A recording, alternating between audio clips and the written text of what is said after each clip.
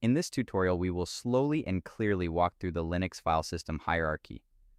Linux does not scatter data randomly. Every directory has a purpose. We'll explore what each parent directory is designed for, what belongs there, and what does not. And at the end, I'll show you how this structure becomes the foundation for CIS hardened Linux servers. Linux organizes everything under a single root directory represented by a /. It sits at the top of the file system hierarchy, and every file and directory exists beneath it. The root itself should remain clean.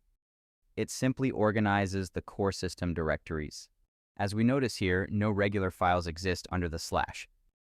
The etc directory stores system configuration files. Most services read their settings from here using simple human-readable text files. For example, resolve.conf defines DNS configuration used by the network manager, and crony.conf stores NTP settings, used by the crony service for time synchronization. Only configuration lives here, no executable programs. The /var is used for storing variable data, meaning files that change while the system is running, such as logs, caches, and other dynamic content.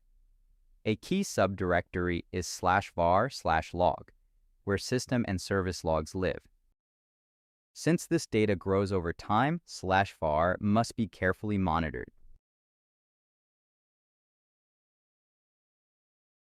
The /root directory is the home directory for the root user. It's intentionally separated from regular users' home directories to add an extra layer of security and control. The /boot directory stores critical files used during system startup, including the Linux kernel, initial RAM file system images, and bootloader configuration. When the system powers on, the firmware loads the bootloader, which then reads these files from the boot directory to start the kernel.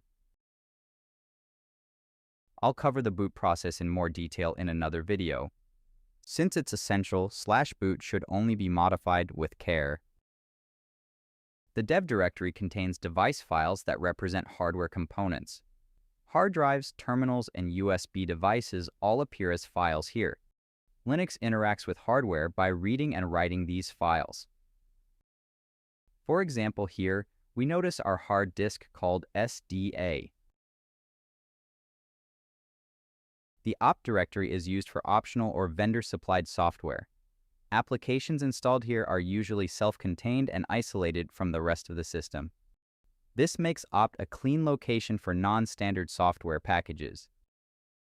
The home directory stores personal directories for regular users.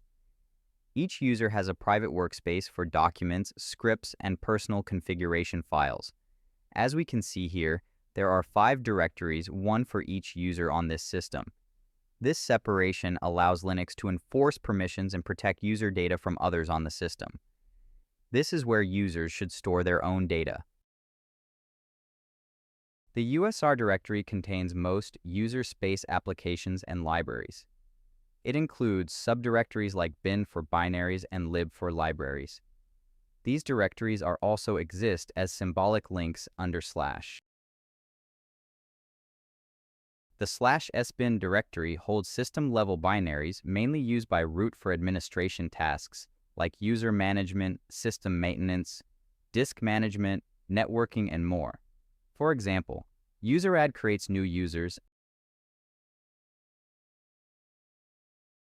fsck checks and repairs file systems, and fdisk manages disk partitions. Regular users usually don't need direct access to these commands.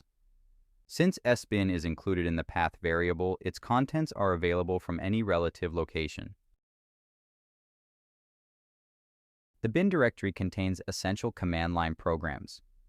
These are the basic tools required for the system to function, such as change working directory, listing directory contents, deleting files, and much more.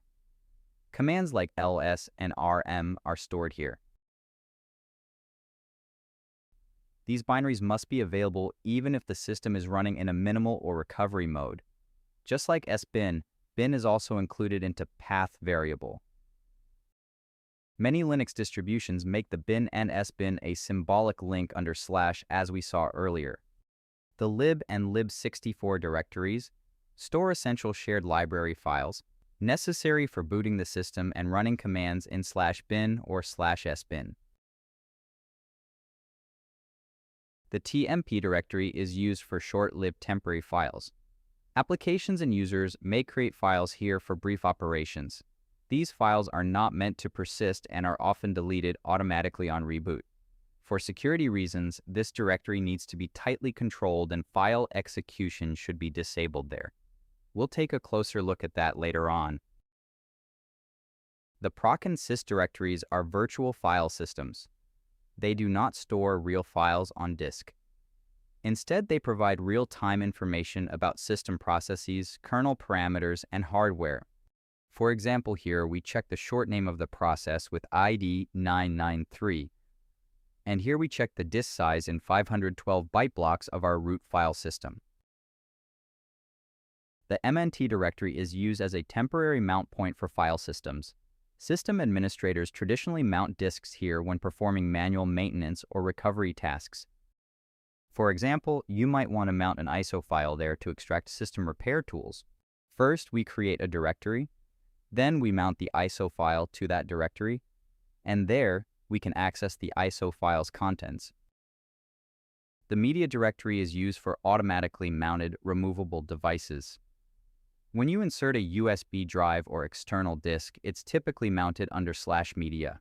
Each device gets its own subdirectory, usually named after its label or device name. This process is handled automatically by the system or desktop environment. And finally, the run directory, which stores runtime data for the system. This includes process ID files, sockets, and lock files created after the system boots. The contents of /run exist only in memory and are cleared on every reboot.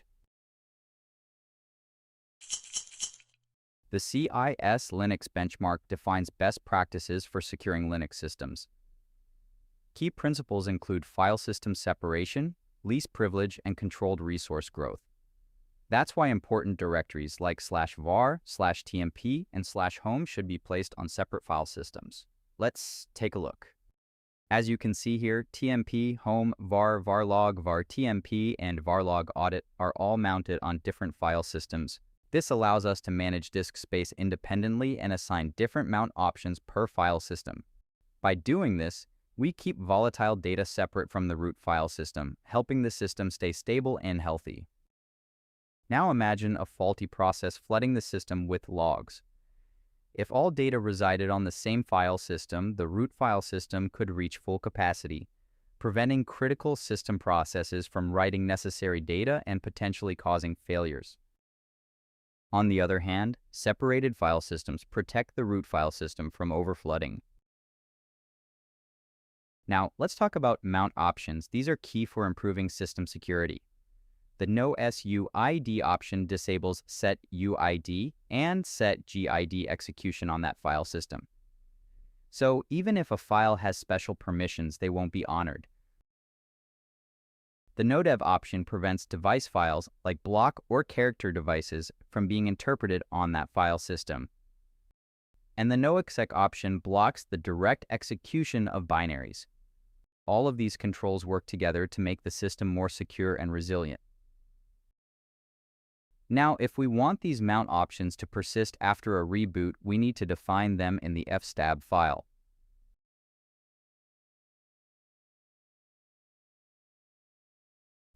Once we make changes there, we can remount the file system to apply them immediately. But be careful. A mistake in fstab, even a small typo, can prevent the system from booting. Now, if we only need a temporary change, we can use the mount command directly by specifying the options, the device, and the mount point.